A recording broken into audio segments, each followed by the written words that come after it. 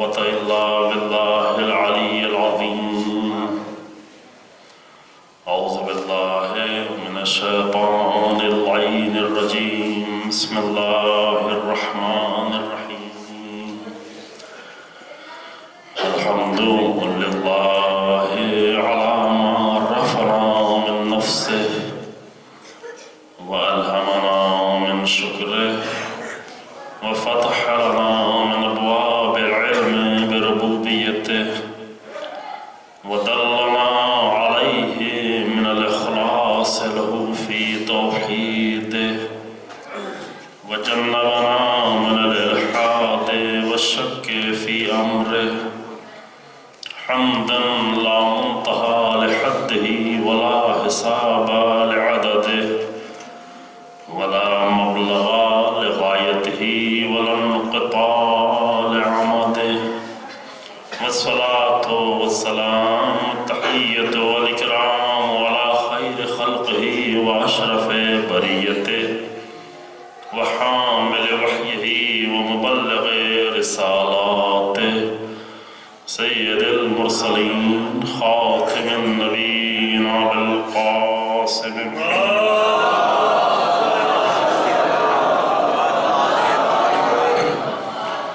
ثم الصلاة والسلام على أهل بيته الطيبين الأطهرين المعصومين المظلومين الذين أذهب الله عنهم الرجس وطهرهم تطهيرا.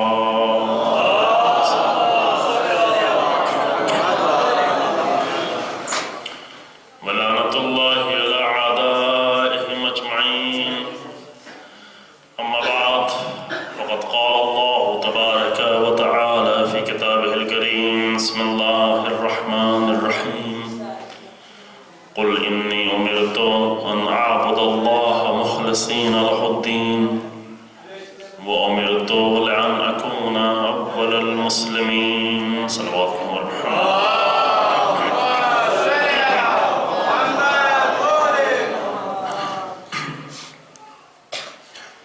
سورہ زمر کی یہ آیات کریمہ کہ جس میں مخلصانہ طور پر اللہ کے الہی اور خالص دین کی اور حقیقی دین کی اتباع اور اس کے ساتھ چلنا اور اس پر بندگی کرنا، اس بات کا حکم دیا جا رہا ہے. حتیٰ خود پیغمبر اکرم صلی اللہ علیہ وسلم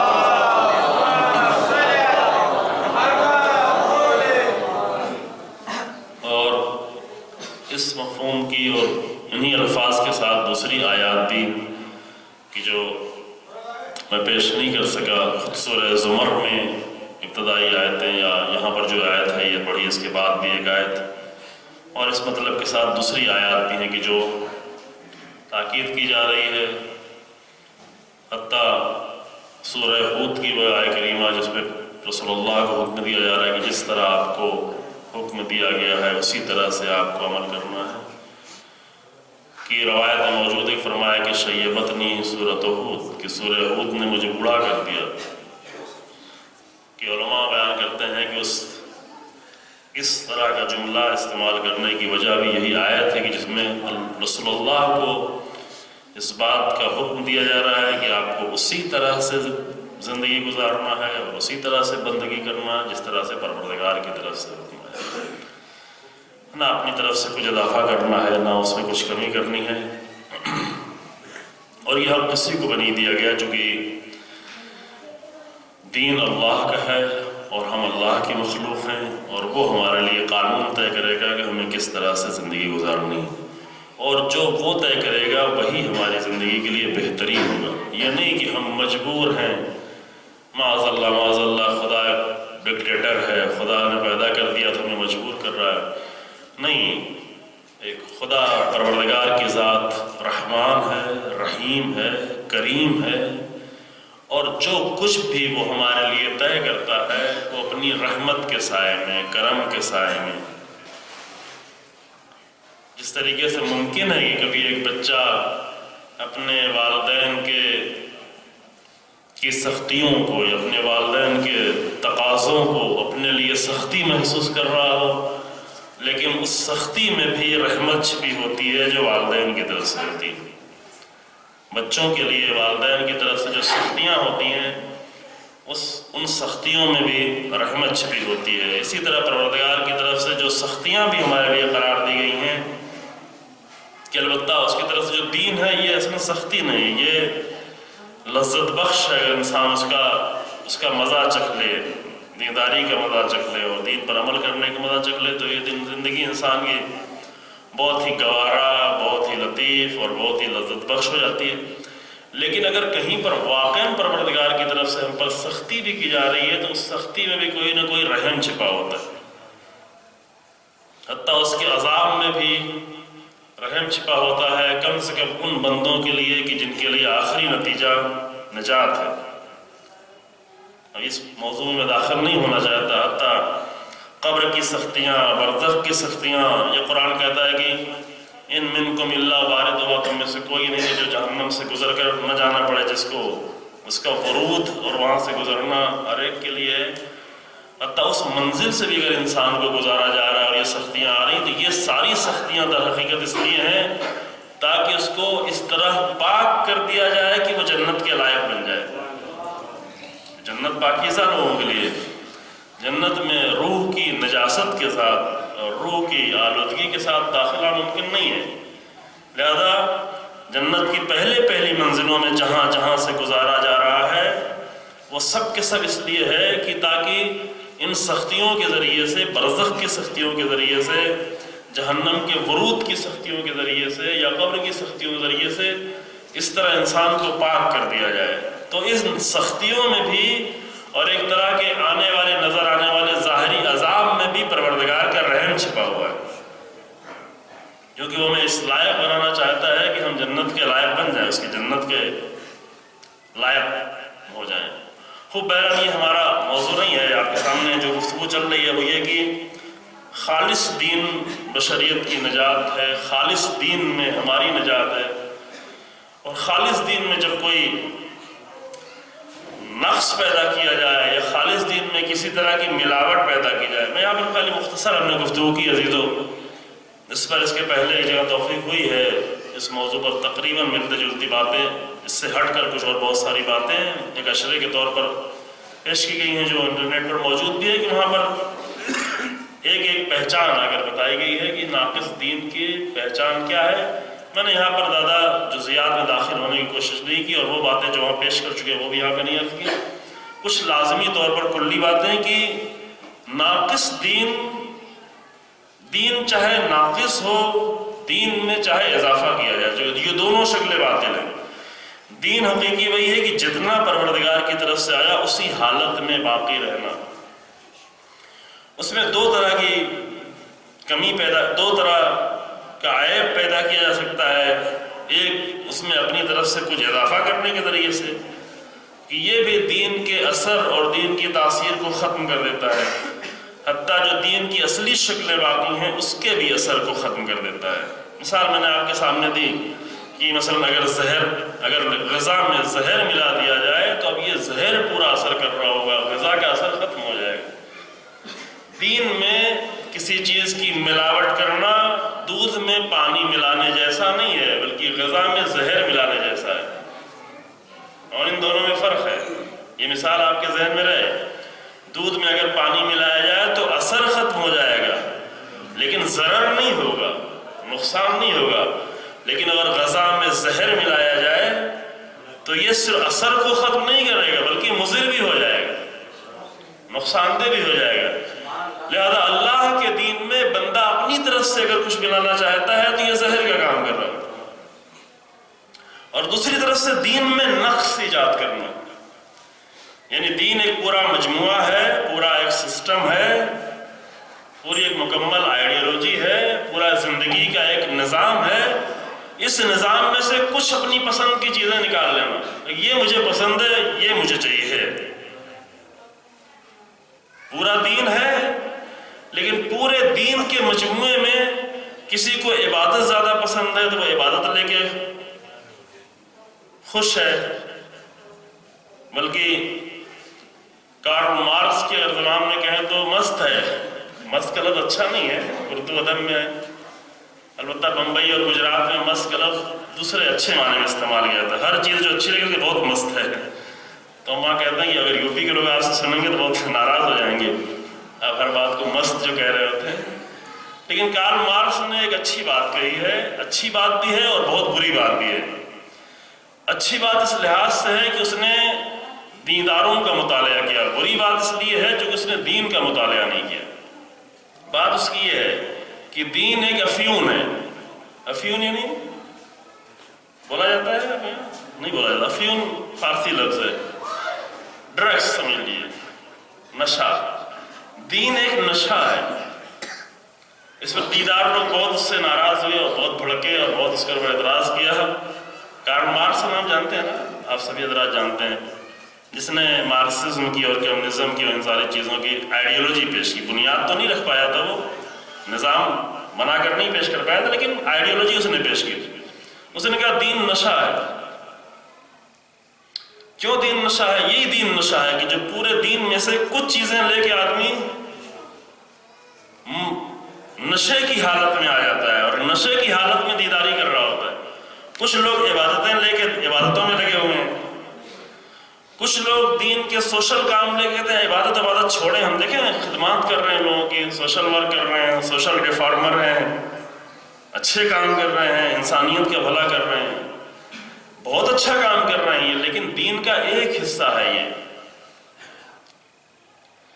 کچھ لوگ گھر کے مسائل میں ایسا لگ گئے ہیں کہ پورا معاشرہ چھوڑ بیٹھے ہیں، کچھ لوگ معاشرے کے مسائل میں ایسے لگے ہیں کہ پورے گھر کے ذمہ داریوں کو چھوڑ بیٹھے ہیں، کچھ لوگ مسجد میں اس طرح لگ گئے ہیں کہ ان کو گھر یاد نہیں رہتا، کچھ لوگ گھر میں جا کر کچھ لوگ ایسا بزی ہو جاتے ہیں کہ مسجد کی طرف بھی دیکھنا نہیں گوارا کرتے،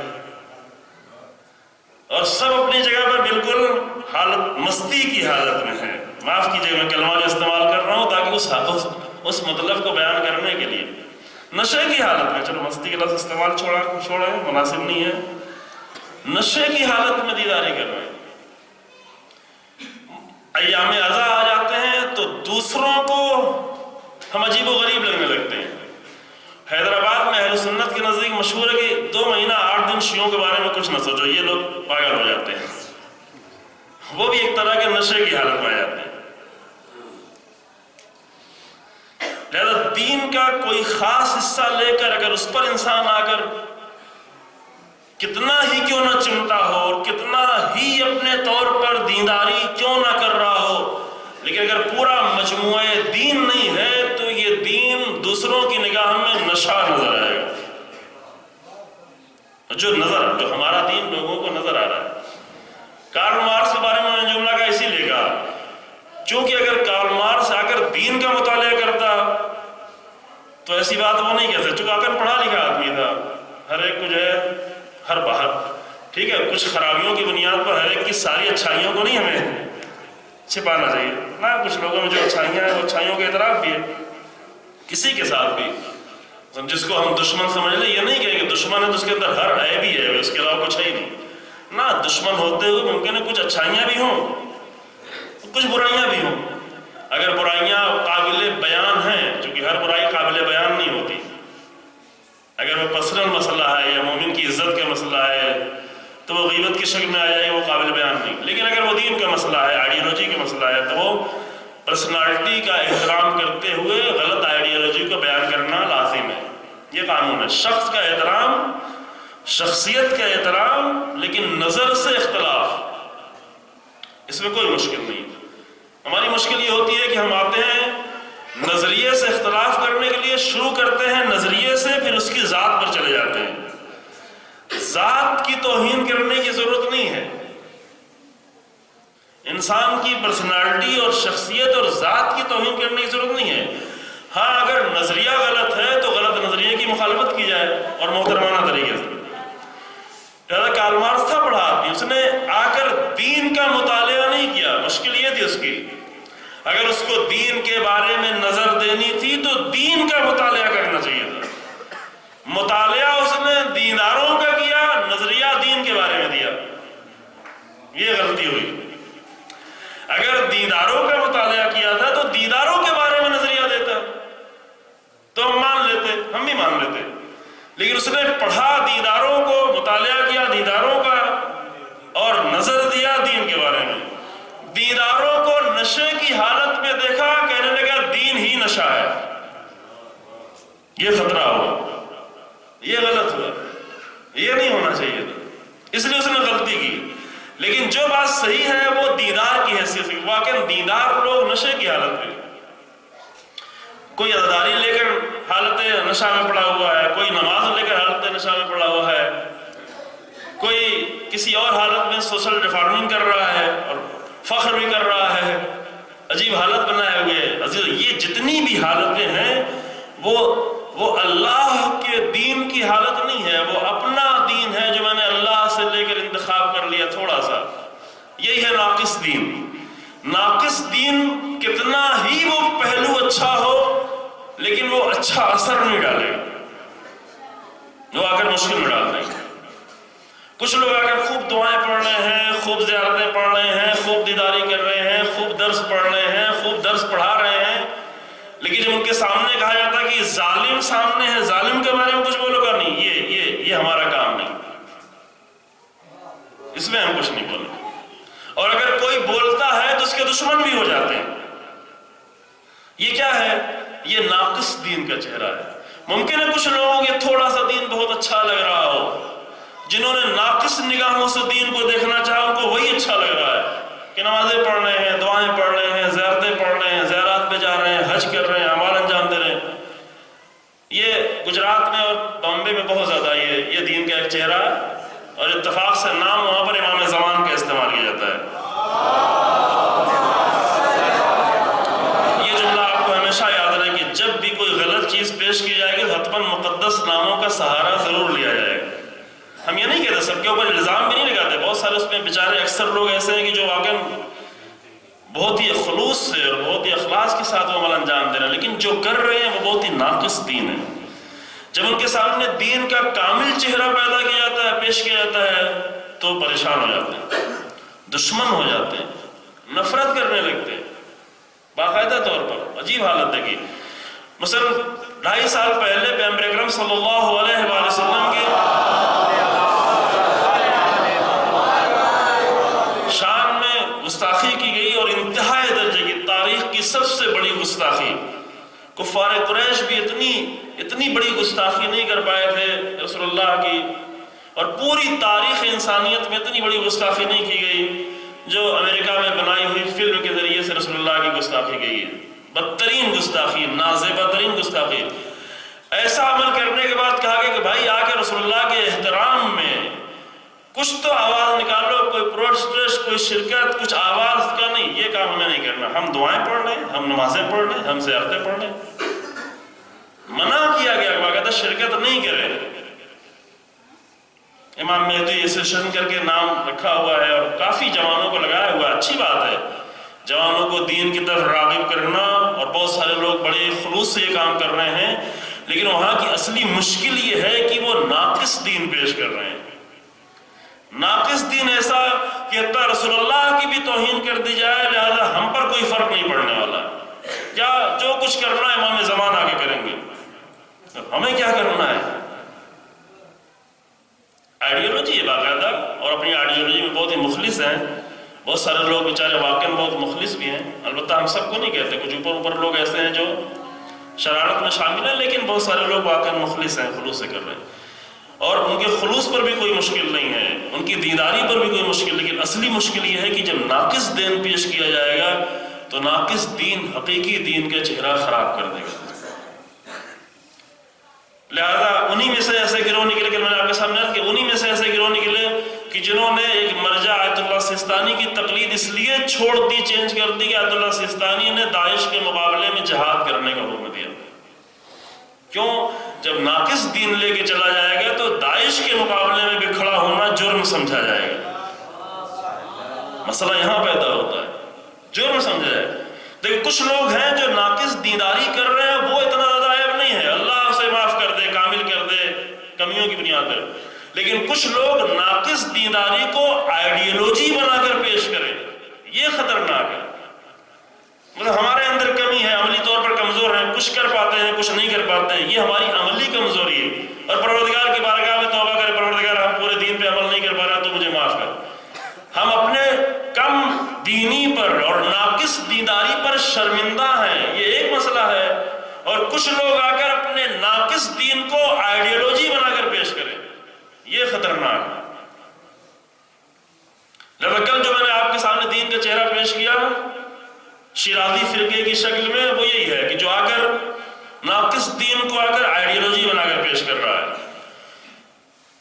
اخباریت کے نام پر جو کچھ لوگ ابھرے ہوئے ناقص دین کو آ کر آئیڈیالوجی بنا کر پیش کرنا، کہ البتہ ان کو اخباری نہیں کہتے، چونکہ بیچارے اخباری بیچاروں کی توہین ہو جاتی ہے، اخباری یہ نہیں ہے، یہ اخباری بیچارے وہ لوگ جو تھے تو 200 سال پہلے میں نے آپ کے سامنے عرض کیا کہ آیت اللہ بروجردی رحمۃ اللہ علیہ کے نے فرمایا کہ یہ مغربی تفکر کا اثر تھا اسلامی دنیا پر، کہ ایک ہی زمانے میں شیعہ دنیا میں اخباریت اور اہل سنت کی دنیا میں وہابیت دونوں نے ایک ساتھ سر ابھارا، یعنی وہی عقلانیت کا انکار، دین میں عقلانیت کا انکار یا عقلانیت کے رول کو کم قرار دینا۔ لیکن وہ لوگ بیچارے بہت ہی مقدس لوگ تھے اور کچھ دن چلے اخباریت کے ساتھ، لیکن دیکھا چونکہ ان کی بنیادیں کمزور ہیں لہذا زیادہ دن تک یہ نہیں چل پائے، واقعی نہیں چلا چونکہ بنیادیں کمزور تھیں۔ لیکن ابھی جو چیز اخباریت کے نام پر ہے اس کا اخباریت سے کوئی ربط ہی نہیں ہے، چونکہ اخباری یعنی وہ اخباری کہتے ہیں خبر پہ عمل کرنے والا، خبر یعنی حدیث، خبر یعنی نیوز نہیں، عربی میں خبر کہتے ہیں حدیث کو، سمجھ پا رہے ہیں؟ اخباری یعنی وہ کہ جو ائمہ کی حدیث پر عمل کرنے والا ہے، تو اخباری کا عمل عام انسانوں سے کہیں زیادہ ہونا چاہیے کیونکہ اس کو ہر حدیث پہ عمل کرنا ہے، سمجھ پا رہے ہیں؟ لیکن چونکہ ہر حدیث پہ عمل کرنا، میں علمی بحث نہیں کر رہا ہوں، مختصر طور پر کر رہا ہوں، چونکہ ہر حدیث پہ عمل کرنا ان کے لیے بھی آخر میں سخت ہو گیا، لہذا وہ اخباریت خود ہی ختم ہو گئی چونکہ بنیادیں کمزور تھیں۔ لیکن چونکہ وہ زیادہ سے زیادہ حدیثوں پر عمل کرنے کی کوشش کرتے تھے لہذا وہ بڑے مقدس لوگ تھے، واقعی اچھے لوگ تھے، پھر ایک بنیادی طور پر نظریاتی مشکلات تھی اور تھوڑا عقلی اعتبار سے تھوڑا مشکل تھی۔ لیکن آج جو اخباریت ہے وہ بالکل بے دینی کو انہوں نے اخباریت کا نام دے رکھا ہے، یہ توہین ہے اخباریت کی، دینی لاپرواہی اور لاابالی گری اور بے دینی کو انہوں نے اخباریت کا نام دیا، یہ اخباریت نہیں ہے۔ اخباریت یعنی حدیثوں پر عمل، حدیثوں پہ عمل کے لیے ضروری کہ حدیثوں کو پڑھا جائے۔ ابھی حیدرآباد کے اخباری لوگ وہ نہج البلاغہ کو بھی قبول کرنے کے لیے تیار نہیں، اب نہج البلاغہ سے پڑھ کر کوئی چیز ہم پیش کریں گے قرآن کے بعد، وہ نہج البلاغہ کو ماننے کو تیار نہیں ہے۔ کیوں؟ اس لیے کہ نہج البلاغہ پڑھیں گے تو توحید پڑھنی پڑے گی، نہج البلاغہ پڑھیں گے تو تقویٰ کی باتیں ہوں گی، نہج البلاغہ پڑھیں گے تو زہد کی باتیں ہوں گی، جو نہج البلاغہ کے موضوعات ہی ہیں۔ نہج البلاغہ پڑھیں گے تو رسول اللہ کا عاشق ہونا پڑے گا، جس طرح امیر المومنین عاشق تھے رسول اللہ کے، لہذا یہ نہیں پڑھتے، باقاعدہ الزام لگاتے ہیں۔ یعنی یہ بات میں کبھی عرض کر چکا عزیزو کہ راستہ جب انسان تبدیل کرتا ہے تو ایک بیگ کوئی شمر نہیں بن جاتا، ایک بیگ کوئی عمر عاص نہیں بن جاتا، ایک بیگ کوئی عمر سعد نہیں بن جاتا، سفر طے کرنا پڑتا ہے۔ میں نے ایک بار تفصیل سے یہاں پہ تھوڑا عرض کیا تھا، عمر سعد 4 محرم کو نہیں چاہ رہا تھا کہ امام حسین کا قتل کر دے، عمر سعد 8 محرم تک بھی آنے کے بعد بھی وہ نہیں چاہ رہا تھا کہ میری تلوار اور میرے حکم سے حسین ابن علی کا قتل ہو، وہ جانتا تھا حسین ابن علی کیا ہے، لیکن اگر شہر رے کی لالچ میں کوفے سے قدم نکال دیا ہے تو عاشور کے دن حسین ابن علی پر تلوار بھی چلانا پڑے گا۔ یہی ہوتا ہے، انسان دین سے تھوڑا نکلتا ہے اور آخر میں نکلتے نکلتے یہاں تک پہنچتا ہے کہ نہج البلاغہ جیسی کتاب کو بھی آ کر کنڈم کرنا پڑتا ہے۔ یہ میں مثال دے رہا ہوں، شمر ایک بیگ تو نہیں شمر بن گیا، شمر امام علی کے لشکر میں جنگ صفین میں تھا اور زخمی بھی ہوا تھا، امام کے مقابلے میں نہیں، امام کے اپنے لشکر میں، لیکن اپنے لشکر میں ہونے والا 23 سالوں کے بعد آ کر حسین ابن علی کے مقابلے میں حتی عمر سعد کو آگے بڑھانے میں شمر اپنا رول ادا کر رہا ہے۔ یہ سارا سفر ہے، یہ عبرتیں ہیں۔ ایک موضوع پر کبھی گفتگو ہوئی ہے، موجود ہے انٹرنیٹ پر، کربلا کی عبرتیں۔ کربلا میں بہت عبرتیں ہیں عزیزو، شاید میں یہاں پر کبھی گفتگو نہ کر سکوں. عبرت سمجھ رہے ہیں نا؟ عبرت یعنی جہاں سے انسان آ کر بولا جاتا ہے عبرت کا لفظ، میں اس کی وضاحت کرنا خود میرے لیے مشکل ہو رہا ہے ابھی. یعنی جہاں انسان تاریخ کے واقعات کو پڑھے اور اس سے ماضی کے حالات کو اپنے وقت کے حالات پر تطبیق دے کر اس سے نتیجہ نکالے. کہ ماضی کے حالات ہوتے ہی اس لیے ہیں کہ ماضی کے حالات سے عبرت حاصل کی جائے گی. عبرت کے بارے میں نہج البلاغہ میں خود امیر المومنین نے بہت زیادہ کلام کیا ہے. بہت زیادہ امیر المومنین نے خود عبرت کے بارے میں کلام کیا ہے، اہم جملے. تو یہ ہوتا یہ ہے کہ اگر ناقص دین لے کے چلیں گے تو یہ ناقص دین ممکن ہے کہ کچھ لوگوں کو اچھا بھی لگے، کچھ لوگ دھوکے میں بھی آ جائیں، کچھ لوگ دھوکہ کھا جائیں، لیکن یہ دیندار کو بھی ناقص بنا رہا ہوتا ہے اور دین کا بھی چہرہ خراب کر رہا ہوتا ہے. یہ جو دین کا چہرہ ہمیں نظر آ رہا ہے ابھی، دین کے نام پر طرح طرح کے چہرے جتنے بھی نظر آ رہے ہیں، ابھی بہت سارے چہرے ہیں. کچھ بلنگیت، کچھ مسیریت، کچھ اخباریت، کچھ ایسوسیشن، کچھ فلاں اور فلاں. یہ سارے چہرے یا تو ناقص ہیں یا اپنی طرف سے اضافہ کرنا چاہ رہے ہیں. اور ان سارے چہروں کی خاصیت یہ ہے کہ سب مل کر، آپس میں ان میں اختلاف ہے لیکن سب مل کر حقیقی دین کے مقابلے میں سب متحد ہیں. سب کھڑے ہوئے، بالکل متحد ہوئے کھڑے ہوئے، آپس میں شدید ٹکراؤ. لیکن وہ دین جو آ کر حقیقی دین، اسلام ناب محمدی، جس کی تعبیر جو امام خمینی رحمۃ اللہ، اسلام ناب محمدی، خالص رسول اللہ کا اسلام، خالص فاطمی دین، علوی دین، حسینی دین جب آگر پیش کیا گیا تو یہ سب کے سب اس دین کے مقابلے میں مضبوطی سے آگر کھڑے ہوئے. اور یہ ساری چیزیں بہت چھوٹی ہیں عزیزوں، یہ ساری چیزیں کوئی ان میں دم نہیں ہے، یہ ختم ہو جانے والا ہے، اس سے زیادہ پریشان بھی نہیں ہے. آگاہ کرنا چاہیے لوگوں کو. یہ ہم نے وہاں پر عرض کیا تھا دوسری جگہ پہ کہ یہ ساری چیزیں جو ہمیں ہندوستان میں نظر آ رہی ہیں یہ مکڑی کے جالوں کی طرح سے. یہ وہ قرآن کی تعبیر، بہت ہی پیاری تعبیر، کہ بیت العنکبوت، مکڑی کے گھر. بیت یعنی گھر، عنکبوت یعنی مکڑی. سورہ عنکبوت ہے نا قرآن میں. سورہ عنکبوت کیوں سورہ عنکبوت کہتے ہیں؟ اس لیے کہ اس سورہ میں مکڑی کے گھر کا ذکر ہے. اب سورہ اتنا بڑا ہے، اس میں بہت ہی اہم آیتیں ہیں، لیکن اس آیت کی اہمیت کی بنیاد پر اس کا نام ہی کیا رکھا گیا؟ سورہ عنکبوت، یعنی مکڑی والا سورہ. مکڑی والے سورے میں بات کیا کہی گئی ہے؟ مکڑی والے سورے میں جو اہم ترین بات ہے، جو جس بنیاد پر نام پڑا، اہم ترین باتیں اور بھی بہت ساری ہیں. اس لیے کہ قرآن کہتا ہے کہ جو باطل لوگ ہیں وہ جتنا بھی سازشیں رچیں، جتنا بھی جال بنیں، جتنا بھی کوشش کریں، سال ہر سال کی کوشش کی جتنی بھی کوششیں ہیں یہ سب کے سب بیت عنکبوت جیسی ہیں، مکڑی کے جال جیسی ہیں. کبھی کبھی لوگ آ کے ہم سے بھی کہتے ہیں کہ دیکھیں یہودی لوگ کتنے سال کی پلاننگ کرتے ہیں اسلام کے خلاف. دوسرے لوگ، اب ہم سب کا نام نہیں لیتے یہاں پر، لیکن ہر جگہ چل رہا ہے کام. اسلام کے خلاف سازشیں بڑے پیمانے پہ چل رہی ہیں، بڑے پیمانے پہ، یورپ کی دنیا میں، امریکہ کی دنیا میں، لوکل طور پر بہت بڑی. یہ اتنی سازشیں کرتے ہیں. آپ کیوں ان کے خلاف سازش نہیں کرتے؟ آپ کیوں بیٹھ کے دوسرے مذہب کے خلاف پلاننگ نہیں کرتے؟ جواب کیا ہے؟ بعض لوگ کہتے ہیں ہاں واقعی ہم کو بھی کرنا چاہیے. نہیں عزیزو، بالکل نہیں کرنا چاہیے. ہمیں کسی دین اور کسی مذہب کے خلاف پلاننگ کرنے کی ضرورت نہیں ہے. ہمیں صرف اپنا حقیقت اپنی پیش کر دینی ہے، بس یہی کافی ہے. اپنے خالص اور حقیقی دین کو لوگوں کے سامنے پیش کر دیں، بس یہی کافی ہے. ہوگا کیا؟ ہوگا یہ کہ وہ جتنی بھی پلاننگ کی گئی ہو، جتنا بھی جال بنا گیا ہو، یہ جتنا بھی مضبوط جال ہو اپنے اعتبار سے، میڈیا کو ملا کر، پرنٹ میڈیا کو ملا کر، یہ ملا کر، وہ ملا کر، تھنک ٹینکس ملا کر، ذہنوں کو ملا کر، یہ سارے جال کی کڑیاں ہیں. یہ جتنا بھی مضبوط جال بنا ہوا ہے، لیکن قرآن کی نگاہ میں یہ سب کے سب ہے بیت عنکبوت، سب مکڑی کا جالا ہے. اور یہ مکڑی کا جالا کب تک باقی رہتا ہے؟ مکڑی کے جالے کی زندگی کتنی ہے؟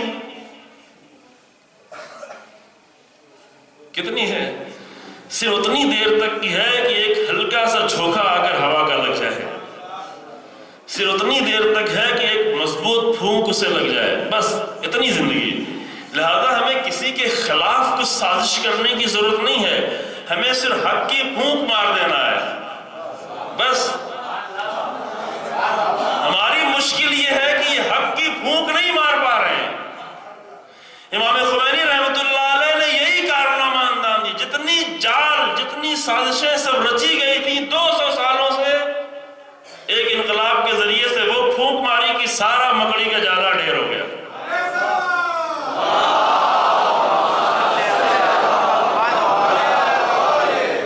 اور کس چیز سے ماری تھی وہ میں پہلے عرض کر چکا ہوں، وہ صرف اسلام کی پھونک تھی۔ امام خمینی کی خود کچھ نہیں تھا، امام خمینی کی نہ اپنی کوئی طاقت تھی نہ اپنے پاس کچھ تھا۔ سر امام خمینی کا کارنامہ یہ ہے کہ ان کے پاس اپنا کچھ بھی نہیں تھا، جو کچھ تھا وہ اسلام تھا۔ ان کے پاس اپنا کچھ بھی نہیں تھا، جو کچھ تھی وہ کربلا تھی۔ اسی لیے بار بار کہتے تھے ہر جداری محرم و سفر داری، ہر جداری میں سید الشہداء، میرے پاس کچھ ہے ہی نہیں۔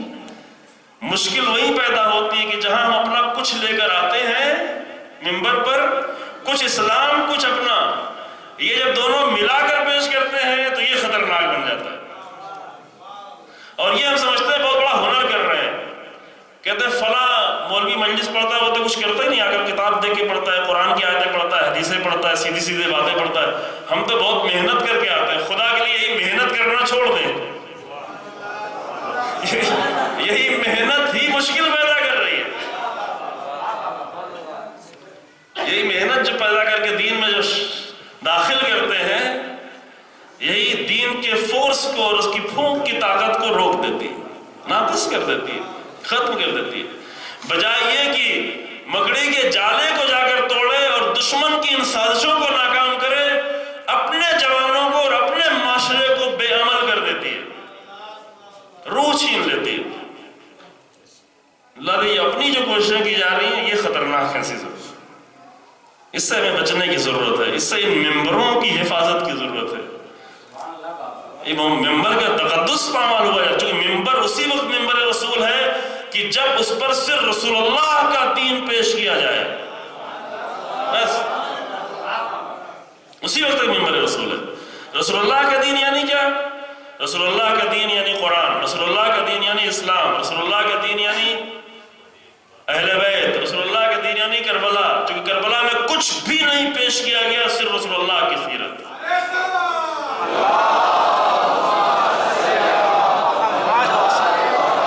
کچھ نہیں، کربلا میں امام حسین علیہ السلام نے کچھ بھی نہیں پیش کیا، اپنی طرف سے کچھ نہیں پیش کیا، صرف آئے تھے اسیرہ بسیرت جدی و ابی علی ابن ابی طالب، میں اپنے نانا کی سیرت لے کے آیا ہوں، اپنے بابا کی سیرت لے کے آیا ہوں، اپنی ماں کی بھی سیرت لے کر آئے تھے۔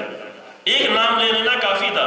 امیر المومنین کا الگ سے خاص کر نام اس لیے لیا کیونکہ امیر المومنین کا بغض لوگوں کے دلوں میں بہت زیادہ، ورنہ اگر امام حسین سے یہ کہتے کہ اپنے نانا کی سیرت لے کے آیا بس یہ اتنا ہی کافی تھا، لیکن وہاں کہنا ضروری تھا کیونکہ لوگوں کے دلوں میں بغض بھرا ہوا تھا، پہچانوانا لازم تھا۔ امام سید سجاد نے جا کر مدینے میں مسجد جامع میں آ کر خطبہ دیا تمام یزید کے درباریوں کے درمیان میں، تو وہاں پر آ کر امیر المومنین کی 72 صفات بیان کی، 72 یا 73 اس خطبے میں۔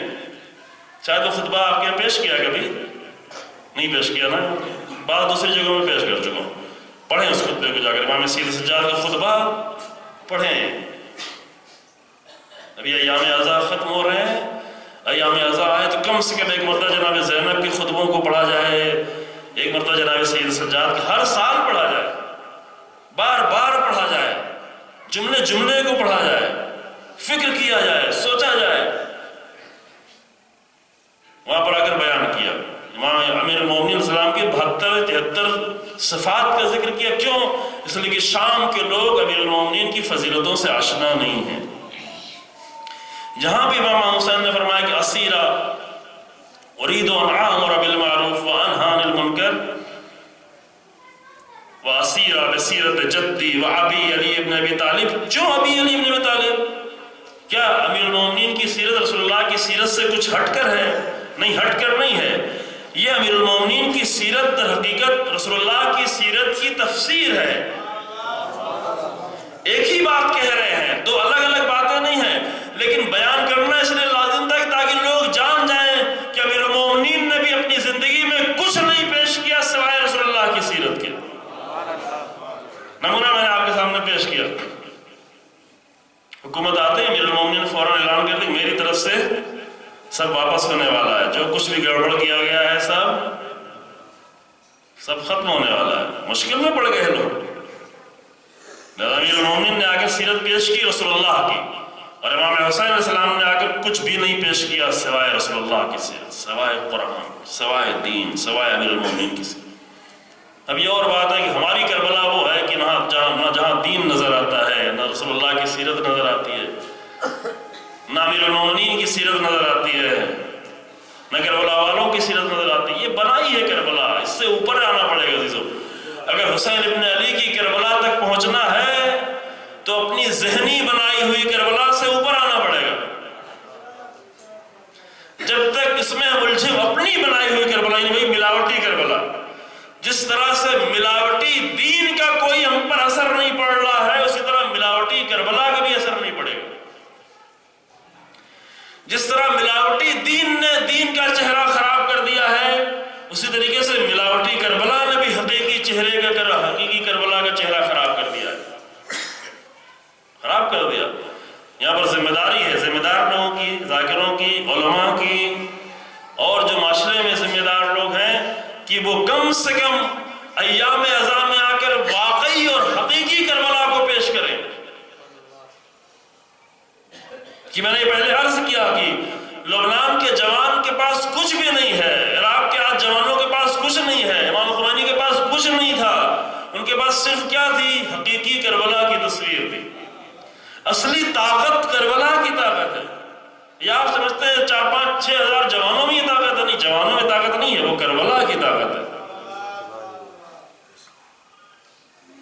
ہم کروڑوں میں ہوں لیکن وہ طاقت نہیں دکھ رہی، کیوں؟ اس لیے کہ کربلا ہے ہی نہیں۔ وہ ہم تو عجیب و غریب کربلا میں الجھے ہوئے ہیں، وہ کربلا ہی نہیں ہے۔ شیخ ابراہیم زکزاکی کیوں مارے جا رہے ہیں، کیوں شہید کیے جا رہے ہیں، کیوں 4 بیٹوں کو ان کے شہید کیا جا رہا ہے؟ اس لیے کہ وہ حقیقی کربلا پیش کر رہے ہیں۔ ہمیں کوئی کچھ نہیں کہتا، ہم پیش ہی نہیں کر پا رہے۔ ہمیں نہ کوئی برا کہتا ہے نہ کوئی بھلا کہتا ہے، ہر مجلس ختم ہوتی ہے لفافہ لے کر مولانا کا ہاتھ بھی چومتا ہے۔ کیوں؟ یہ ہاتھ کا چومنا وہی اپنی محنت کی بنیاد پر ہے، جو مولانا آپ نے بہت محنت کی ہے، اس لیے بعض لوگ اگر ہاتھ چومتے ہیں نہ، یہ ہاتھ چومنے کے لائق اس وقت ہے جب حقیقی دین پیش کیا جائے۔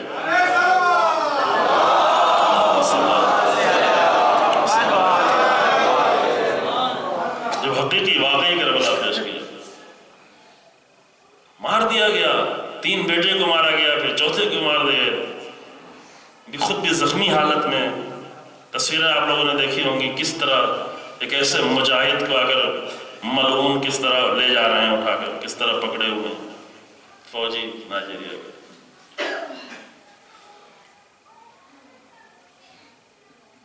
لیکن مشکل اصلی کیا ہے؟ اصلی مشکل یہ ہے کہ یہ واقعی کربلا پیش کرنے والے لوگ ہیں۔ واقعی کربلا پیش کر دی جائے تو دنیا کے ہر یزید کو مشکل ہو جاتی۔ اگر واقعی کربلا نہیں ہے تو کسی بھی یزید کو کوئی مشکل نہیں۔ ملاوٹی کربلا میں کوئی مشکل نہیں۔ ملاوٹی کربلا کو آج کے یزید بھی آ کر سپورٹ کرتے ہیں، کیوں؟ اس لیے کہ ملاوٹی کربلا یزید کے مقابلے میں نہیں آتی۔ ملاوٹی کربلا رسول اللہ کی توہین کو بھی برداشت کر لیتی ہے، دین کی توہین کو برداشت کر لیتی ہے، داعش کو بھی قبول کر لیتی ہے، اسرائیل کو بھی قبول کر لیتی ہے، امریکہ کو بھی قبول کر لیتی ہے، ذلت کو بھی قبول کر لیتی ہے، ابو غریب کے زندان کی ذلتوں کو بھی قبول کر لیتی ہے، چونکہ یہ واقعی نہیں ہے۔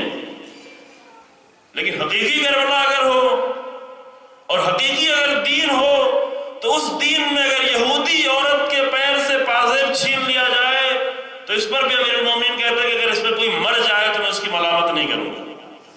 مسلمان میں نہیں ہے، صرف مسلمان سرزمین پر ہے، مسلمان حکومت کے انڈر میں زندگی گزار رہے ہیں یہودی ہے کرسچن، اور ان کی جان بھی نہیں لی گئی، ان کی توہین بھی نہیں کی گئی، ان کے ساتھ کوئی بدفعلی بھی معذرت نہیں کی گئی، صرف اتنا کیا گیا کہ ان کے زیورات چھین لیے گئے، تو امیر المومنین کو جب یہ خبر پہنچی تو امیر المومنین نے کہا اگر اس خبر کو سن کر کوئی افسوس سے مر جائے تو میں اس کی ملامت نہیں کروں گا، حق ہے مر جانے کا۔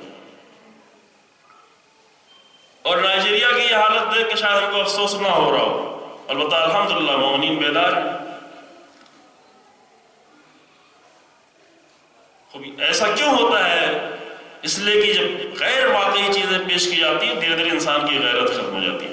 لیکن یہ جتنی بھی چیزیں عزیزو، یہ جتنی بھی چیزیں، مولانا بھی یہاں تشریف لائے اس لیے میں مجلس کو تھوڑا اور جلدی تمام کرنے کی کوشش کروں گا تاکہ اپنے وقت پر وہاں پہنچ جائیں مجلس میں انشاءاللہ۔ لیکن یہ جملہ یاد رکھیے، یہ جتنی بھی چیزیں آپ کو نظر آ رہی ہیں یہ سب کے سب بیت عنکبوت ہے جو ہمیں ہندوستان میں دکھ رہا ہے۔ صرف انتظار اس بات کا ہے کہ کوئی حقیقت دین کی پھونک آ کر مارے، کوئی حقیقی کربلا کی پھونک آ کر مارے، اور یہ ڈھیر ہو جائے گا، یہ سارے جال ٹوٹ جائیں گے، یہ سب ختم ہو جائیں گے۔ لیکن ایک بہت بڑا جو بھی فتنہ بنایا جا رہا ہے وہ وہی ہے جو میں نے کل آپ کی خدمت میں عرض کیا۔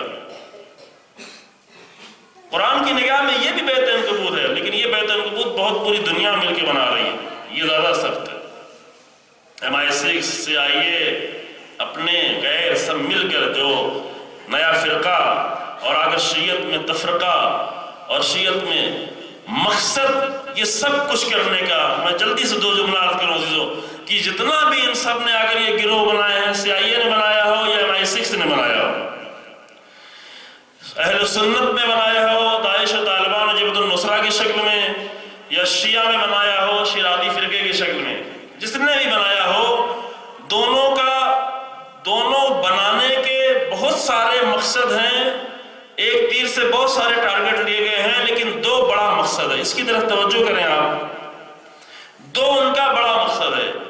ایک مقصد ہے اسلام اور شیعت کے چہرے کو خراب کرنا، اس کے بارے میں کل میں آپ کے سامنے عرض کیا تھوڑا تھا، یعنی ایسا اسلام پیش کرنا کہ وہ پڑھنے کے لائق نہ رہے، قبول کرنے کے لائق نہ رہے، دیکھنے کے لائق نہ رہے، ناگوار لگے انسان کو، پسندیدہ نہ ہو، نفرت ہو رہی ہے جس سے، چونکہ داعش کا اسلام اگر دنیا دیکھے گی تو نفرت کرے گی۔ داعشی اسلام سے آج پوری دنیا کو نفرت ہے، آپ کو بھی نفرت ہے، ہمیں بھی نفرت ہے۔ کیوں؟ یہ وہی اسلام کا بہت ہی ناقص بھی نہیں، بہت ہی مسخ کیا ہوا چہرہ، بہت ہی بدلا ہوا نام اسلام کا۔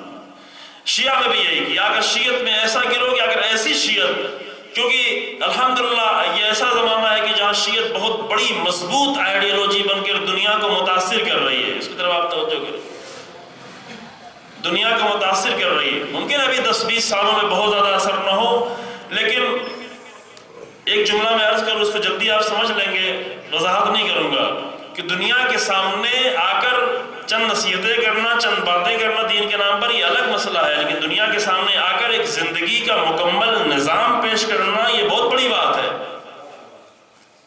زندگی کا سسٹم پیش کرنا، حکومت کا سسٹم پیش کرنا، زندگی کے تمام مسائل کو ایک کامل شکل میں آ کر پیش کرنا، ایسے دور میں جب دنیا نے یہ طے کر لیا تھا کہ اب ساری دنیا میں صرف میری حکومت چلے گی، سب کو ختم کر دیا تھا، جتنے نظام تھے سب کو ختم کر دیا تھا، کوئی بھی سسٹم اس پوری تاریخ انسانی میں 4-5 نظام کے سوا اور کچھ آیا ہی نہیں۔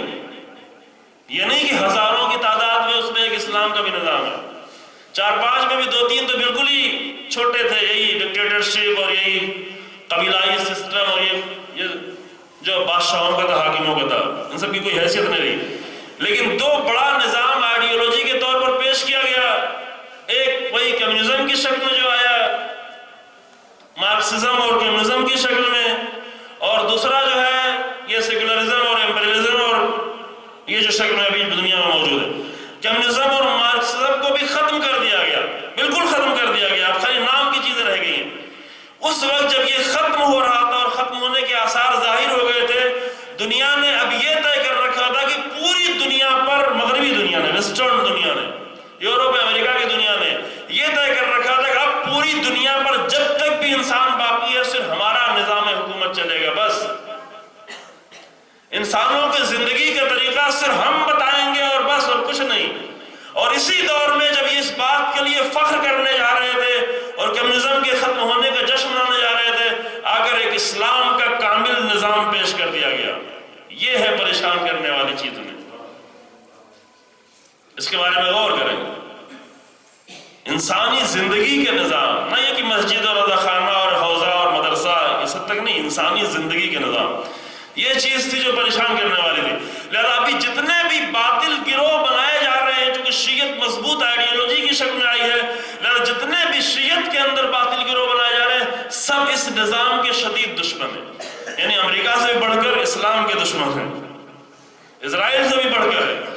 ان سے کہتے ہیں اسرائیل کے بارے میں کچھ نہیں، ہم سے کیا مطلب ہے، لیکن ایک اسلامی نظام اس کے دشمن ہے شدید۔ سب بامبے، گجرات اور حیدرآباد سے لے کر کے سیریا اور شیرازی فرقہ اور کویت اور لندن تک، یہ سب کے سب ایک اسلامی کامل سسٹم کے شدید دشمن۔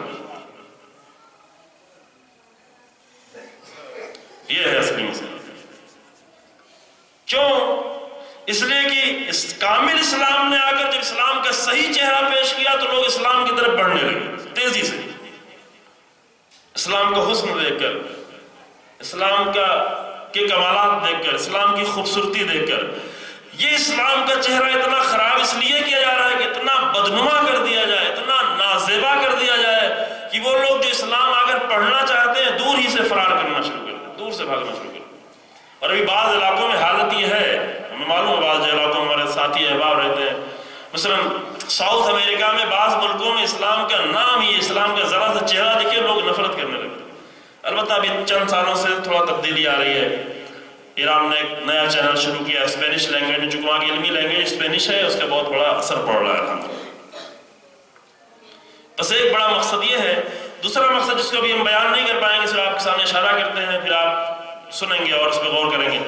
دوسرا بڑا مقصد، پہلا مقصد ہے اسلام کا چہرہ خراب کرنا، پہلا مقصد یعنی تشیع اور شیعت کے چہرے کو خراب کر کے پیش کرنا، ایک وحشی شیعت، ایک ناقابل برداشت شیعت، ایک جنگلی شیعت، ایک حیوانی شیعت، ایک درندگی کی شیعت، ایک ناقابل مطالعہ شیعت، ناقابل دید شیعت، یعنی چہرہ خراب کرنا۔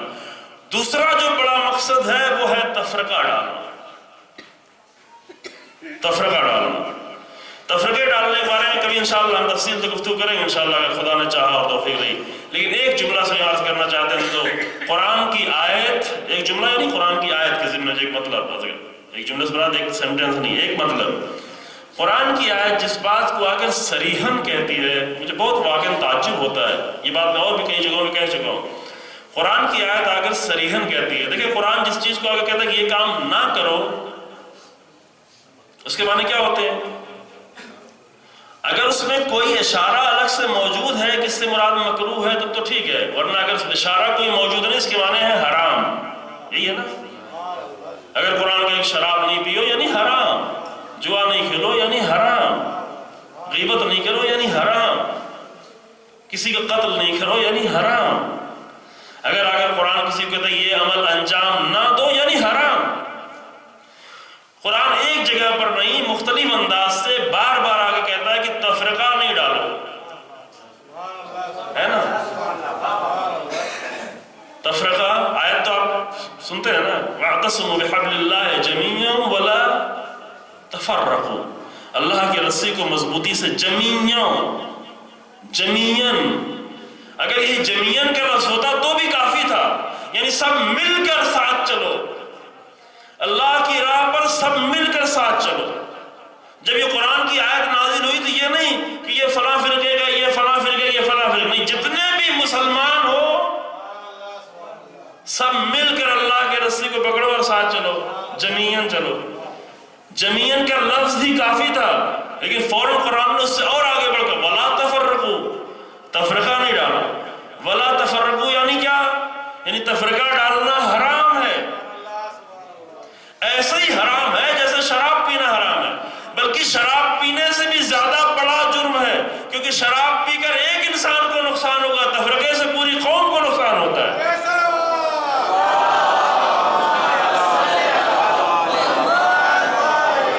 قتل کرنے سے ایک انسان مر جائے گا، لیکن تفرقہ ڈالنے سے دین کی روح نکل جاتی ہے۔ سورہ نحل میں، سورہ انفال میں قرآن کہتا ہے وَلَا تَنَازَعُوا، لا تنازع، نزاع نہیں کرو، فَتَفْشَلُوا وَتَذْهَبَ رِيحُكُمْ، تمہاری ہوا اکھڑ جائے گی، تم کمزور ہو جاؤ گے۔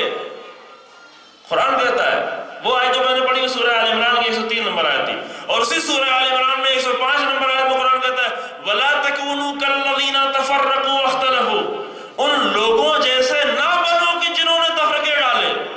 اللہ اکبر، یعنی قرآن صاف صاف حرام کہہ رہا ہے۔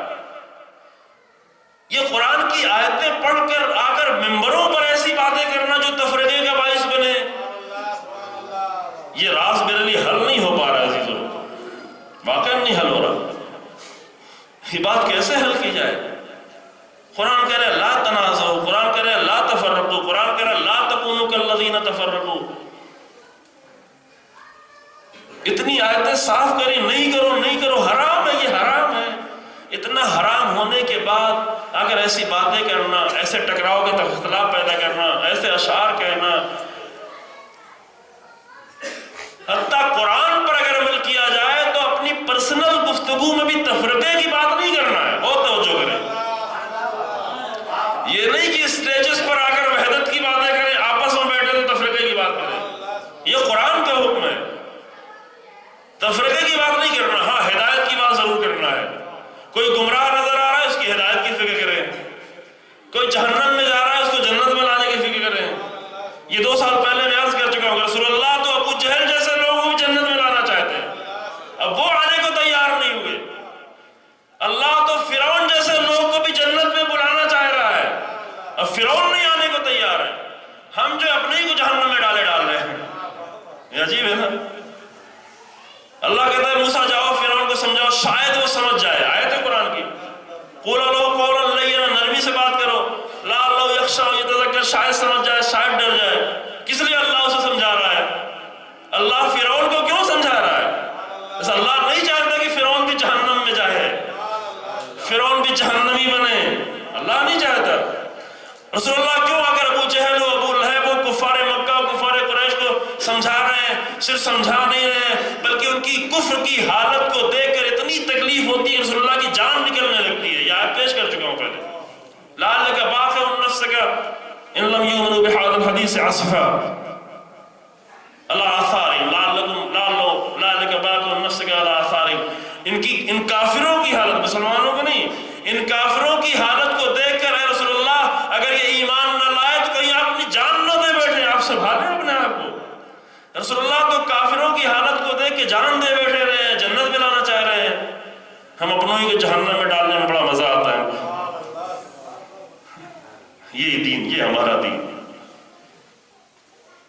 اگر قرآن پہ عمل کیا جائے تو پرسنل گفتگو میں بیٹھ کر تفرقے کی باتیں نہیں جائز ہیں۔ ہاں ہدایت کی باتیں، لوگوں کے بارے میں فکر مند ہونا، لوگوں کے بارے میں پریشان ہونا، لوگوں کے بارے میں دل میں درد ہونا، لوگوں کی ہدایت کی فکر کرنا، یہ خوب اچھا ہے، بہتر ہے، کی جائے، سب کے بارے میں کی جائے، اپنوں کے بارے میں کی جائے، غیروں کے بارے میں کی جائے۔ ہر انسان جو بھی اللہ کی مخلوق ہے اگر وہ تباہ ہو رہی ہے تو اس کے بچانے کی فکر کی جائے۔ یہ رسول اللہ کی سیرت ہے عزیزو، یہ اہل بیت کی سیرت ہے۔ کربلا میں حسین ابن علی نے بچایا آ کر، چھوڑے بات ختم کرتا ہے، یہ بات آپ سے آپ غور کریں گے۔ کربلا میں حسین ابن علی آخری لمحے تک عمر سعد کے لشکر کو بھی بچانا چاہ رہے ہیں، چونکہ کربلا میں حسین ابن علی رسول اللہ کی سیرت لے کر آئے ہیں، رسول اللہ کی سیرت لے کر آئے۔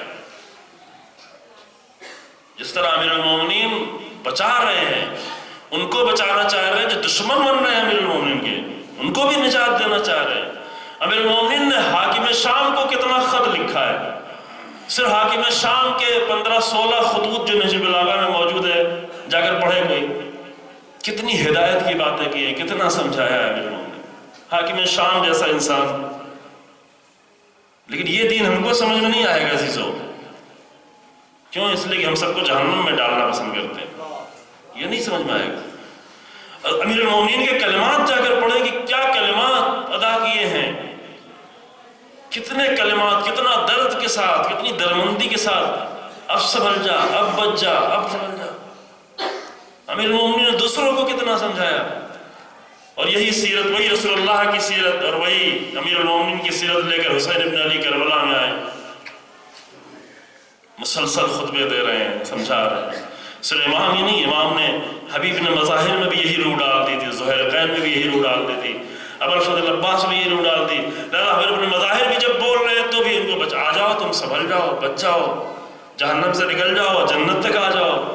عمر سعد کے لشکر والوں کو جنت کی طرف لانے کی کوشش کر رہے ہیں، لیکن جو خود ہی جہنم میں جانا چاہے تو کیا کرے گا؟ امام نے بچائے۔ کربلا میں امام کے خطبے پڑھے جائیں، امام نے آخر وقت تک بچائے، آخر وقت تک بھی جا کر آواز دی، حل من ناصر ینصر، حل من مغیث یغیث۔ ابھی بھی ہے موقع، ابھی بھی امام کو کوئی مدد نہیں چاہیے تھی۔ امام جنہوں نے اپنا پورا گھر لٹا دیا، ان کو امام کو کوئی مدد نہیں چاہیے۔ امام یہ جملہ کہہ رہے ہیں، اس میں دو نقطہ ہیں پوشیدہ ہے۔ ایک یہ کہ اگر اب بھی کوئی نکل کر بچنا چاہتا ہے تو آئے، ابھی بھی حر کا راستہ کھلا ہوا ہے، ابھی بھی حر بننے کا راستہ کھلا ہوا ہے۔ اور دوسرا نقطہ یہ کہ امام کی یہ آواز قیامت تک گونج رہی ہے کہ جو بھی آ کر راہ حسین ابن علی پر چل کر رسول اللہ امیر المومنین اور حسین ابن علی کی سیرت پیش کرنا شروع کر دے، وہ حسین کی حل من ناصر ینصرنا کی آواز پر لبیک کہہ رہا ہے۔ وہی ناصر، آج بھی ناصر، آج بھی حسین ابن علی کی آواز پر جو آ کر حقیقی کربلا پیش کر دے وہ حسین کا ناصر بن گیا۔ جو آ کر حسین ابن علی کی راہ پر چل جائے وہ حسین کا ناصر ہے۔ آج شیخ ابراہیم زگزاکی حسین کے ناصر ہیں۔ حسین کے ناصر بننے کے لیے ہمیں 1375 سال پیچھے نہیں جانے کی ضرورت ہے، سن 61 ہجری ضروری نہیں ہے۔ آج بھی ابراہیم زگزاکی بن کر حسین کا ناصر بنا جا سکتا ہے۔ آج بھی ناصر موجود ہیں کربلا میں، عراق میں، ایران میں، لبنان میں۔ آج ہندوستان کی بھی سرزمین پر حسین کا ناصر بننے کا راستہ کھلا ہوا ہے۔ طریقہ ایک ہے، راہ کربلا کو اپنا لیا جائے، حقیقی کربلا۔ امام آواز دیتے رہے، کوئی نہیں آیا۔ امام نے اپنے 6 مہینے کے بچے کی قربانی بھی پیش کی، بچوں کو بھی پیش کر دیا، اور خود اب تنہا رہے، اکیلے ہیں حسین، تنہا ہے حسین۔ السلام علیکہ ایھا الوتر الموتور، سلام ہے حسین تم پر اور تمہاری تنہائی پر سلام۔ بہت دیر تک تو تنہا نہ رہے امام، چونکہ بہت جلدی شہید بھی ہو گئے، لیکن یہ تھوڑی دیر ہی کی تنہائی،